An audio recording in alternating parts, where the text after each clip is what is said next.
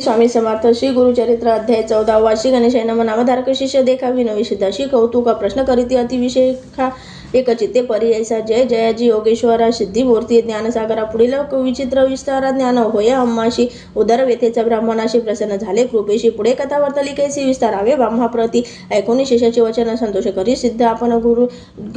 गुरुचरित्र कामधेनु जाण सांगता झाला विस्तारे. एक शिष्य शिखामणी शिष्य केली त्यांची बोलणे तयावरी संतोषोनी प्रसन्न झाले परियैसा. तया सायमदेव द्विजाशी श्री गुरु बोलती संतोषी. भक्त हो रे वंशवंशी माझी प्रीती तुझवरी ऐकून श्री गुरुचे वचन सायमदेव विप्र करी नमन माथा ठेवणे चरणी नमस्कारिता झाला. पुन्हा पुन्हा तुझी महिमा वर्णावयाशी शक्ती कैसी आम्हाशी मागेन एक आता तुम्हाशी ते कृपा करणे गुरुमूर्ती ऐसी विनंती करुणी पुनरपी विनवी करुणा वचने सेवा करीतो द्विज द्वार यवने महाक्रूर असे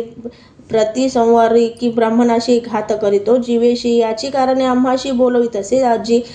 जाता तया जवळी आपण निश्चय घेईल माझा प्राण भेटी झाली तुमचे चरण मरण कैसे आपणाशी संतोष होणे श्री गुरुमूर्ती अभयंकर आपुले हाती विप्रमस्तकी ठेवी ती चिंता न करी म्हणून या भय सांडून तू जावे क्रूर यवना भेटावे संतोषोनी प्रिय भावे पुनरपी पाठवील आम्हापाशी जोवरी तू परतून येशी असो आम्ही भुवनी तू आल्या संतोषी जाऊ आम्ही येथून तुझे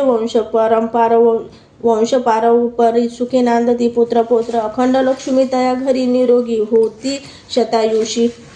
ऐसा वर लाधोन निघे सायमदेव ब्राह्मण तेथे होता तो यवन गेला त्वरित तया जवळी कालांतक यम जैसा यवन दृष्ट परियैसा ब्राह्मणा ते पाहता कैसा ज्वाला रूप होता झाला विमुख होणे गृहात गेला यवन कोपत विप्र झाला भयचकित मनी श्री गुरुशी द्यातसे कोप झाल्या ओळंबयाशी केवी स्पर्शे अग्निशी श्री गुरु कृपा होय ज्याशी काय करेल क्रूर दृष्ट गरुडाची या पिल्लांशी सर्पतो कवने परिग्राशी तैसे या ब्राह्मणाशी असे कृपा श्री गुरुची काय एखादे सिंहाशी एरावत केवी ग्राशी श्री गुरु कृपा होय ज्याशी कलिकाळाचा भय नाही ज्याचे हृदय श्री गुरु स्मरण तैसा त्याशी कैसे भय दारुण काळ मृत्यू न बाधे जाण अपमृत्यू काय करी ज्याशी नाही मृत्यूचे भय त्याशी यवन असे तो काय श्री गुरु कृपा होय ज्याशी यमाचे भय नाही ऐसे परी तो यवन अंतपुरात जाऊन सुषुप्त केले भ्रमित होणे शरीर स्मरण त्याशी नाही हृदय ज्वाला होय त्याशी जागृत होणे परी ऐसी प्राणांतक व्यथेशी कष्ट तसे तयवेळी स्मरण झाले तयवेळी धावत गेला ब्राह्मणाजवळी लोळ तसे चरण कमळी म्हणे स्वामी तुझी माझा येथे पाचारिले कवने जावे त्वरित परतून वस्त्रे भूषणे देऊन निरोप देतो वेळी संतोषोने द्विजवर आला ग्रामा वेग वस्त्र गंगा तीरी असे वासर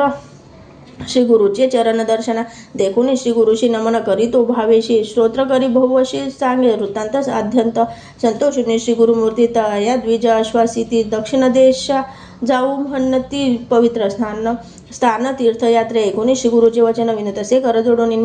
न विसंबे आता तुमचे चरण आपण येईल समागमे तुमचे चरण विन देखा राहू न शक्य क्षण एका संसार सागर तारका तुझी देखा कृपा सिंधू भक्तवत्सल तुझी ख्याती आम्हा सोडणे काय नीती सवे घेऊन निश्चिती म्हणून चरणी लागला येणे परी श्री गुरुशी विनविप्र भावेशी संतोषिनी विनयेसी श्री गुरु म्हणती तयवेळी कारण असे आम्हा जाणे तेथे असती दक्षिणे पुनरपी पुन्हा दर्शन देणे संवत्सरी पंचदशी आम्ही तुमचे गावा समित वास करू हे निश्चित कलत्र पुत्र इष्ट भ्रात मिळून भेटा तुम्ही आम्हा न करा चिंता असाल सुखे सकल रिष्टे गेली दुःखे म्हणून हस्त ठेवी मस्तके भाक देती तयवेळी समस्त शिष्य समावेत असे गुरु आले तीर्थे पाहत प्रख्यात असे वेजनाथ तेथे राहिले गुप्त रूपे नामधारक विनू सिद्धाशी काय कारण गुप्त व्हावयाशी होईल शिष्य बहुवशी त्याशी कोटे ठेविले इति श्री गुरुचरित्र सारामृत परमकथा कल्पतरु श्री नृसिंह सरस्वतोपाख्याने सिद्ध नामधारक संवादे क्रूर यवन शासन सायमदेव वरप्रधान नाम चतुर्षोध्याय श्री गुरुदत्तात्रेय अर्पणमस्तु श्री गुरुदेव दत्त.